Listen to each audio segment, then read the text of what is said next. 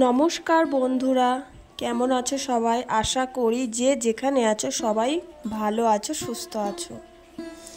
আজ 9 দিন হয়ে গেল আলপনা বোন আমাদের মাঝে আর নেই। এই পৃথিবীর মায়া ত্যাগ করে সবাইকে কাঁদিয়ে তার মাকে অসহায় করে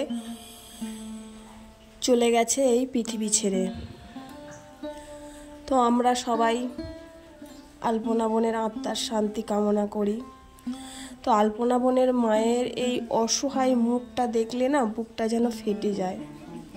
মায়ের এই যে আর্তনাদ, এটা একমাত্র একজন মাই বোঝে যে তার সন্তান হারানোর যন্ত্রণাটা কতটা গভীর আর কতটা ক্ষত।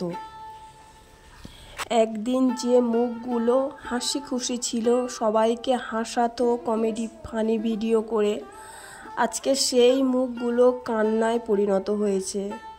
কতটা ভেঙে পড়েছে, কতটা অসহায় পড়েছে এই পরিবারটা।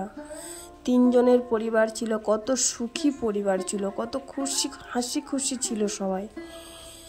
এক দমকা হাওয়ায় সব কিছু তছনছ হয়ে গিয়ে সবাইয়ের চোখে জল আর বাঁধ মানছে না। জানি না এরা কবে স্বাভাবিক হতে পারবে, সব কিছু ভুলে আদৌ পারবে কি না সেটাও জানি না। তো আলপনা বোনের এখন শ্রাদ্ধের কাজ হয়নি। কাকিমা আর আলপনার বর লাইভে এসেছিল আগের দিন, এসে বলেছে যে ওরা আলপনার শ্রাদ্ধের অনুষ্ঠান 13 দিনে ওরা ক্রিয়াকাজটা করবে, আর বৈষ্ণব মতেই করবে, মহাপ্রভুর ভোগ নিবেদন করবে, তারপর গয়ায় যাবে, গিয়ে পিণ্ডদান করবে আলপনার আত্মার শান্তির কামনার জন্য। তো আমরাও ভগবানের কাছে প্রার্থনা করি আলপনা যে কৃষ্ণ ভক্ত ছিল, শ্রীকৃষ্ণ যেন তার চরণে তাকে ঠাঁই দেয়। তো আলপনা বোনের মা ও বরের শারীরিক অবস্থাও ভালো না।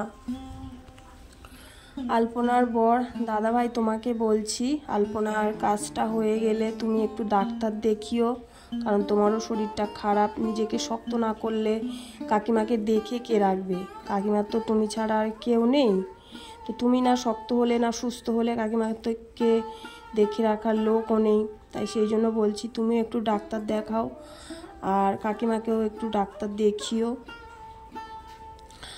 আর সবাই আমরা প্রার্থনা করি, যে যে ধর্মেই হোক না কেন, সবাই আমরা প্রার্থনা করি যে আলপনা কৃষ্ণ ভক্ত ছিল, শ্রীকৃষ্ণ যেন আলপনাকে তার চরণে ঠাঁই দেয়, তার কাছে যেন তার আশ্রয় হয়, তার আত্মার শান্তি কামনা করি।